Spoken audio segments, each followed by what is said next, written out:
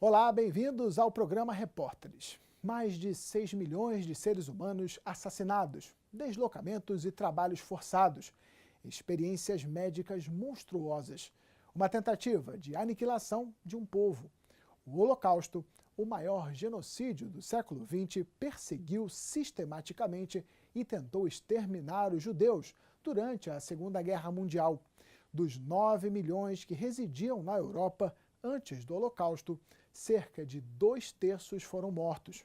Hoje, vamos tentar entender um pouco da origem do ódio ao povo judeu e as consequências deste ato até os dias de hoje.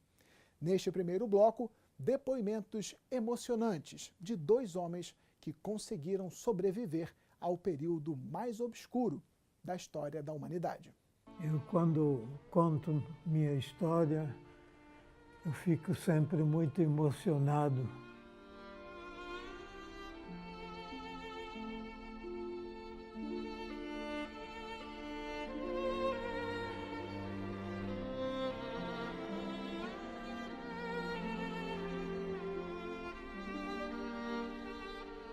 Eu nunca vou esquecer. Isso é imperdoável, isso aqui.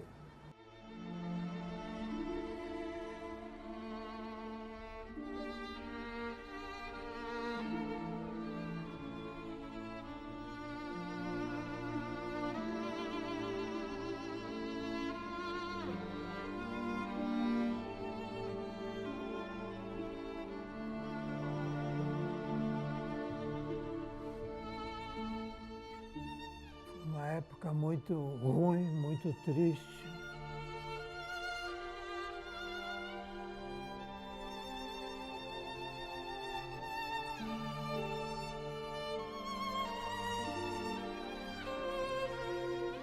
Ninguém tinha ideia do que vai acontecer, não? Ninguém podia prever, ninguém podia nada.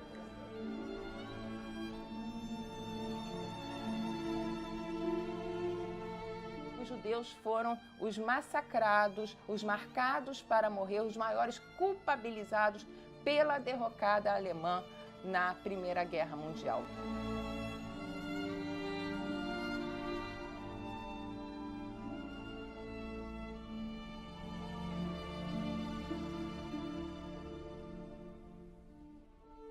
Eu tinha 5 anos quando nós fugimos da Alemanha.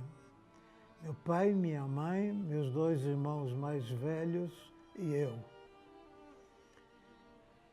Em 10 de maio, às 4 da manhã de 1940, os alemães invadiram a Bélgica e a Holanda. E fomos dominados por eles. Eu estava na escola, eu estava programado começar segunda-feira um curso de cozinheiro, que eu enchi o saco do meu pai que queria ser chefe. Entraram as tropas alemãs e acabou daqui para frente nossa vida mudou completamente. Né? Em dezembro de 1943, o negócio estava ficando pior. Eu fui me esconder numa organização cristã que se chamava JOC, Juventude Operária Cristã. E eu adotei um nome falso, Freddy Van Damme, nome Flamengo, eu falava perfeitamente Flamengo. Mas a gente não se imaginava que não esperava, porque depois aí começou as leis que eles criaram, não? Que o judeu não podia fazer isso, não podia fazer aquilo, quer dizer, não podia fazer nada. A primeira coisa, nós tomamos os instrumentos musicais. Eu tocava instrumento em casa, minha mãe, meu pai, todo mundo. Eu tocava saxofone, meu irmão acordeão, meu pai violino, minha mãe piano, levaram tudo. Acabaram com as escolas. Você não podia estudar. Não tinha transporte para o judeu. Isso também vem gradativamente com o tempo, não foi tudo no mesmo dia, né? Um belo dia já soubemos dos acontecimentos lá na Polônia, na Alemanha, que estão se mexendo. Isso já foi 6 meses, 7 meses antes de começar a guerra. Estive 8 vezes para ser pego. E 8 vezes eu consegui escapar.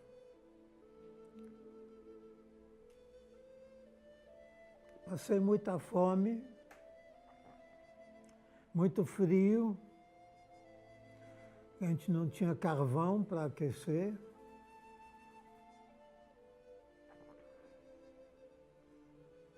As roupas estavam ficando velhos e pequenos. De repente começou a você ser maltratado pelas crianças hitleristas, aquela juventude hitlerista que tinha, né? Quer dizer, os transportes não começaram logo, não. Começaram só depois de 6, 7 meses, né? Eu me virava, trazia um pouquinho de dinheiro para casa, eu roubava o que eu podia roubar de comida, porque a prefeitura de Bruxelas arrendou loteamentos para os cidadãos plantar batata, cebola, coisas assim. E eu tirava uma batata de cada lote porque sabia que eles também tinham fome. Eu era muito pequeno, muito magro e não parecia ser judeu, e isso me salvou. Criaram um gueto, se chamava Theresienstadt, era perto de Praga. Aí começaram o transporte para lá. Meu pai também perdeu o negócio dele, negociante de tecido, tinha loja, tinha tudo, ficou sem trabalho completamente. Mas meu pai eles tinham dinheiro, não? Quer dizer, eu vendia pepinos no escritório para ganhar um dinheiro. Eu comecei a ganhar mais que meu pai. Em 1944, fomos libertados pelas tropas inglesas. Meus 2 irmãos foram assassinados em Auschwitz. Meus avós maternos também, meus avós paternos já tinham morrido. Só minha mãe e eu, nós escapamos. Uma pessoa que sobreviveu a um campo de concentração, como eu sobrevivi, é só por pura sorte. Porque a tua vida não valia nada. A pior coisa é que sofreu humilhação.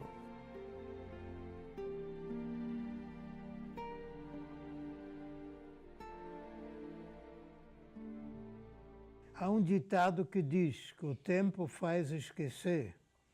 Isto se aplica a tudo menos à lembrança do Holocausto. O Holocausto deixou revolta contra as barbáries cometidos e saudade dos nossos entes queridos que pereceram nele. Os métodos racistas e discriminatórios culminaram na solução final e foram assassinados 6 milhões de pessoas, dos quais 1,5 milhão de crianças. Com indignação e revolta lembro dos carrascos e dos ajudantes, assim como dos assistentes, em silêncio, sem tomar uma atitude. Que no mundo inteiro este brado soe como um trovão retumbante. Holocausto, nunca mais, nunca mais.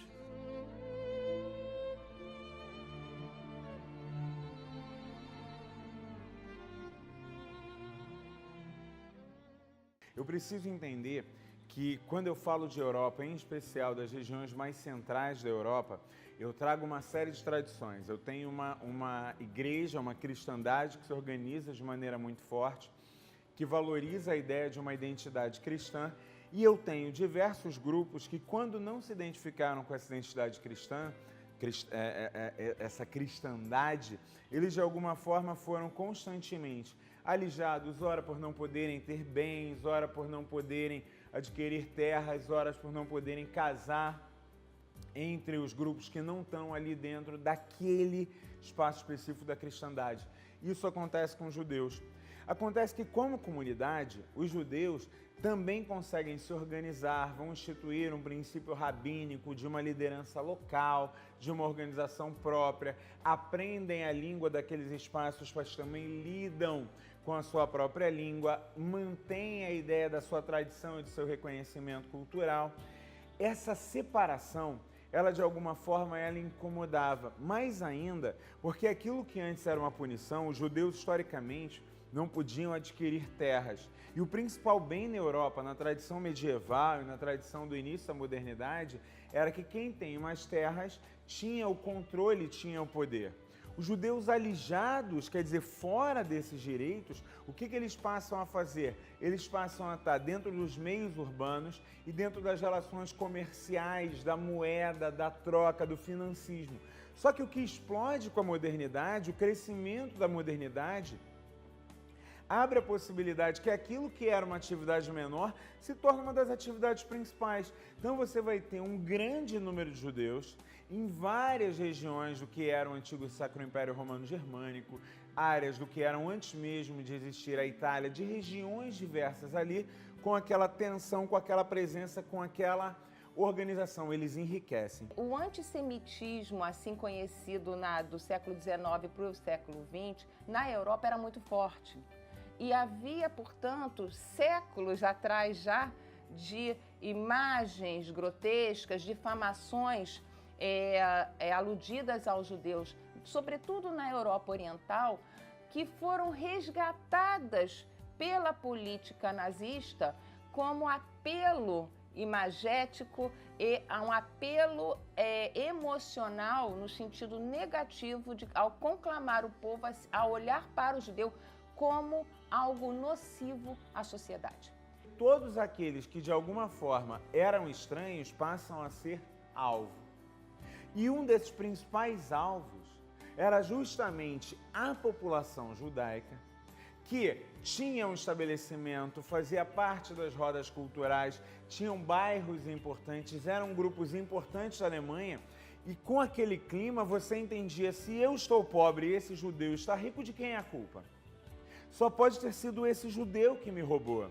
Se eu não tenho condições, se eu não estou bem, é porque a gente tem que sustentar povos que a gente não deveria sustentar. Nota como é que o tema é atual. Culpabilizar um grupo ou mais de um grupo, porque os judeus não foram os únicos perseguidos pelo nazismo, haviam outros grupos como as Testemunhas de Jeová, os ciganos, os homossexuais, os comunistas, mas havia, pasme, até uma gradação de quais desses grupos difamados seriam os mais nocivos à sociedade que buscava se reerguer, que buscava retomar o seu grande orgulho depois da perda da Primeira Guerra. Você tem uma organização que começa a entender que toda e qualquer fragilidade, toda e qualquer mazela, de alguma forma tem que se achar um culpado.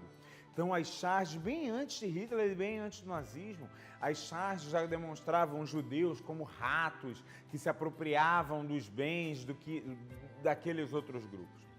Esse ódio, ele, ainda que fique velado, ainda que ele fique, a gente sabe como é que as sociedades preconceituosas, elas não precisam bater todo dia, mas você bate constantemente para você lembrar a sua negação. Quando você tem a Alemanha perdendo a Primeira Guerra Mundial, sofrendo uma série de sanções fortes devidas à Primeira Guerra Mundial. Isso ainda é piorado, porque os Estados Unidos, que era quem financiava a recuperação alemã, entra em crise. Você vai ver a Alemanha entrando numa crise institucional que permite a ascensão de poderes que até então eram tidos como problemáticos. a ascensão do Partido Nazista, a ascensão de Adolf Hitler ao poder na Alemanha. Esse olhar vai acabar gerando o quê? Uma série de leis, uma série de processos em que você vai buscar e você vai direcionar na ideia do novo Império do Mundo, a figura do Terceiro Reich, é justamente a ideia do novo e eterno Império, aonde os melhores deveriam governar. E quem eram esses melhores? Quem eram? Os arianos. Nos primeiros anos do governo de Hitler, de 33, até um pouco depois das leis de Nuremberg, havia até uma política por parte do governo nazista de estimulação dos judeus para saírem da Alemanha, tá? Claro que era uma forma de rejeitar, mas havia no discurso político uma facilitação para quem quisesse sair. E você vai botar toda essa população dentro do seu devido lugar. Devido lugar, de um momento, vai ser entendido trabalhos compulsórios, aqueles que se opunham ao sistema, à morte, organização de guetos, áreas de separação, até você chegar à famosa solução final. É a ideia de que não precisamos ser mais radicais, precisamos eliminar a contaminação. E para eliminar a contaminação, campos de concentração, campos de extermínio passam a ser pensados como uma solução naquele momento.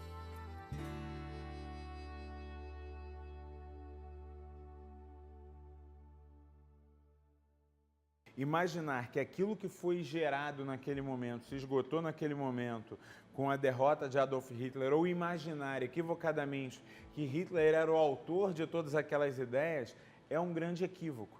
A gente precisa estar entendendo que essas ideias, elas estão presentes e elas são unidas a vários outros tipos de preconceitos. Se a gente for pegar, o primeiro preconceito é a ideia, como você falou, de um lado a supremacia branca, então você cria o mito ariano e aí justifica para eu trabalhar a violência contra vários grupos, negros, ciganos, contra grupos judaicos. Ah, mas o judeu não é branco? É uma leitura diferente, é o ariano versus o semita.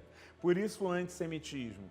Ao mesmo tempo, você consegue mensurar a ideia de que, olha, eu era para ter uma vida muito boa. Eu sempre fui superior, a ideia do conservadorismo, do pior senso do conservadorismo. Então, a ideia de que eu preciso romper esse princípio é criminoso, é problemático, porque sempre foi assim. Então, eu vou manter a dominação contra as mulheres, porque sempre foi assim. Eu vou manter a dominação contra negros, porque sempre foi assim. Eu vou manter e eu vou buscar e eu vou identificar que os estrangeiros, árabes, judeus ou qualquer outro tipo, que de alguma forma estão tirando o meu conforto, as minhas possibilidades, eles são meus inimigos. Então eu consigo entender a mesma linha de pensamento quando o Trump vai dizer que mexicanos ou latinos vêm para ser ladrões e eu estou construindo uma determinada ideia. Muitas pessoas entravam em desespero, muitas pessoas se suicidaram, outras alimentaram dentro de si alguma oportunidade de sobreviver.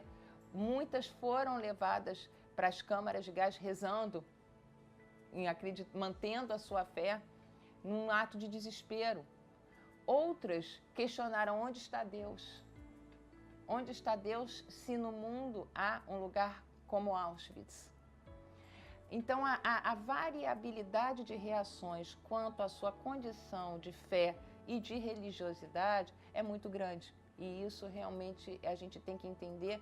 Foi o que cada um conseguiu responder, reagir e manter dentro de si frente a um quadro devastador, desolador, que o homem é capaz de fazer com o seu semelhante, fez naquela época e até hoje comete atrocidades outras, talvez não com aquela configuração, mas não menos por isso,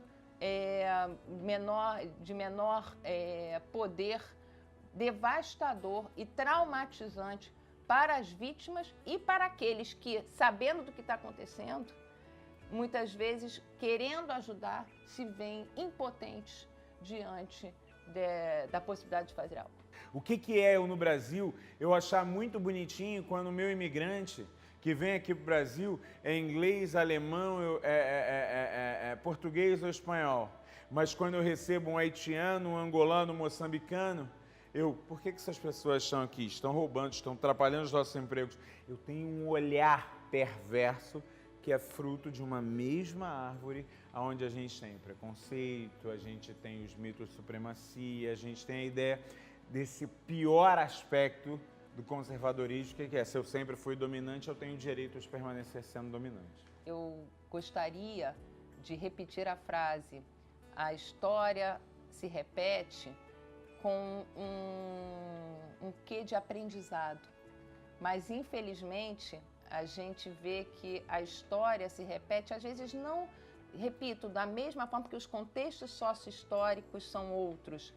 Mas é muito triste a gente ver que, mesmo com o avanço dos direitos humanos, a prática, a condução social de convivência nacional e internacional ainda caminha a passos muito lentos frente ao respeito, à dignidade que todos nós merecemos. Talvez o que o mundo mais tenha aprendido com o Holocausto foi a ter medo. E eu tenho muito medo do dia que o mundo parar de ter medo das consequências das suas próprias ações. Porque, de alguma forma, o receio do quão a gente pode ser violento talvez tenha nos impingido, tenha nos permitido uma resistência a essa violência. E eu espero que a gente consiga continuar lembrando disso, continuar lembrando o quanto a gente pode ser violento, o quanto a gente pode ser,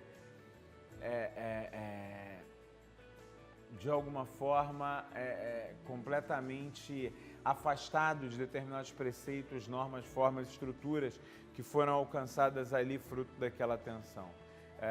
Eu não sei se a gente aprendeu, se a gente se doutrinou, se a gente se adestrou, não sei exatamente. Existe muito preconceito contra o judeu que se mantém, apesar de tudo o que aconteceu no Holocausto, porque, infelizmente, o ser humano estranha o diferente. A gente vive no Brasil um lugar em que estimula as pessoas a conviverem, a conhecerem o diferente, mas muitas vezes o diferente encontra uma barreira de resistência. E essa defesa, essa resistência, gera às vezes ações de ataques, de virulência, isso seja pelo viés religioso, ou seja pelo viés de origem da pessoa, da sua família, do seu estado. Enfim, parece que o homem, ao invés de lidar com a diferença como algo construtivo, muitas vezes ele ainda para na diferença, usando ela como algo a destruir o outro.